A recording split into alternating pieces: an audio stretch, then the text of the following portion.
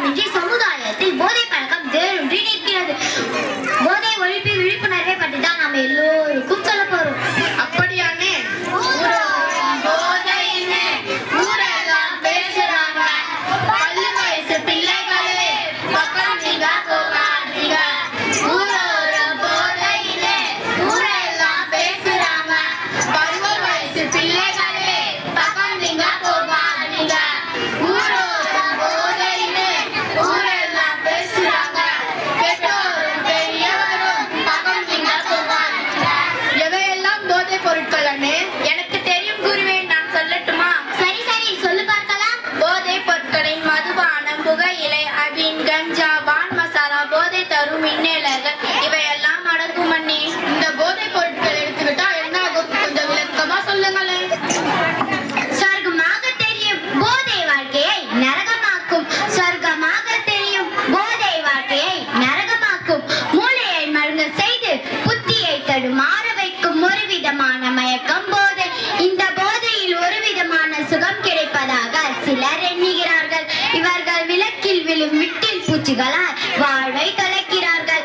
அற்ப சுகம் தரும் அழிவுக்கு கொண்டு செல்வதை அவர்கள் உணர்வதில்லை. ஓ, அதனால தான் ராணியோட அப்பா அங்க குடிச்சிட்டு மயங்கி கிடக்கிறாரு. ராணி அடிக்கடி ஏக்கமா இப்படித்தான் பாட்டு பாடுவா. ஏ போதையிலே கால்கள் தடுமாறுதே, புத்தி பேதலிச்சு வாழ்க்கை தடம் மாறுதே. அப்பாய போ மாற போற, அப்பாய போ மாற போற, மத்தவங்க மதிக்க நீ எப்போ வாழ்ந்து காட்ட போற. அப்பாய போ மாற போற, அப்பாய போ மாற போற, மத்தவங்க மதிக்க நீ எப்போ வாழ்ந்து காட்ட போற. என்று சொல்லியே எல்லையில் பாட, ஆமா எல்லையில் பாட. அண்ணே, படிக்கிற பசங்க போதை பொருள் எடுத்தா டிவில போடுறாங்களே, உண்மையா அண்ணே?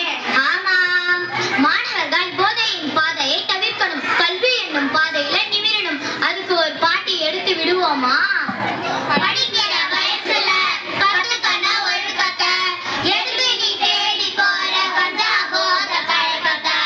கஷ்டப்பட்டு படிக்க வைக்கிற பெற்றோர பாருடா, ஊரோட வாட்டும்படி நல்லவனா வாழுடா. படிக்கிற வயசுல கத்துக்கணும் ஒழுக்கத்தை, எதுக்கு நீ தேடி போற கஞ்சா போதை பழக்கத்தை? கஷ்டப்பட்டு படிக்க வைக்கிற பெற்றோர பாருடா, ஊரோட வாட்டும்படி நல்லவனா வாழுடா. நல்ல மாணவர்களுக்கு மண்டையில உரைக்க சொல்லி இருக்கோம் அண்ணே. இந்த இளைஞர் நாளை தூண்கள் என்று சொல்வார்களே. ஆம், போதையிலே ஆடாதே, பாலியிலே போகாதே என்று இன்றைய இளைஞர்களுக்கு தான் சொல்லணும். போதை பழக்கம் நாகரிகத்தின் உச்சம் என்று கருதுகிறார்கள். கையில் கிடைக்கும் பணம் முழுசா போதை பொருட்களுக்காக செலவழிக்கிறார்கள். இளைஞர்களுக்கு நம்ம அறிவுரையை கொடுக்கலாமா? நரம்புல ஊசி போட்டு நாசமா ஆகுறா, உடம்புல நுரையீரல் கெட்டுதானே சாகுறா, மாத்திரை கஞ்சா பின் சரக்கு தானே தேடி ஓடுறா, இளைஞன் போதைக்குத்தான் அடிமை ஆகுறா. நரம்புல ஊசி போட்டு நாசமா ஆகுறா, உடம்புல நுரையீரல் கெட்டுதானே சாகுறா, மாத்திரை கஞ்சா பின் சரக்கு தானே தேடி ஓடுறா, இளைஞன் போதைக்குத்தான் அடிமை ஆகுறா. நல்ல இளைஞனுக்கு சொல்லணும்னா எல்லோரும் இதை கேட்டு போய் சொல்லுங்க. ஆம், போதையிலே மோதி பாதையை மாற்றாதே, உயிரை அழ வைத்து உருக வைக்கும் போதை வேண்டாம் என்ற இளைஞருக்கு சொல்வோமா? அண்ணே, ராஜாவுடைய அப்பா குடிச்சு குடிச்சு எழுந்து போயிட்டாரு, தெரியுமா அண்ணே?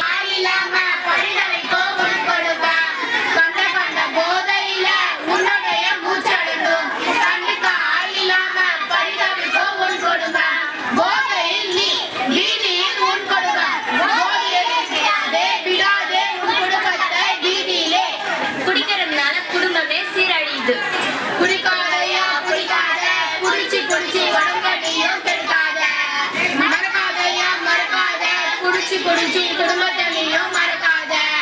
மது வீட்டுக்கும் நாட்டுக்கும் கேடு, மது வீட்டுக்கும் நாட்டுக்கும் கேடு. போதை பழக்கத்தில் இருந்து மீண்டு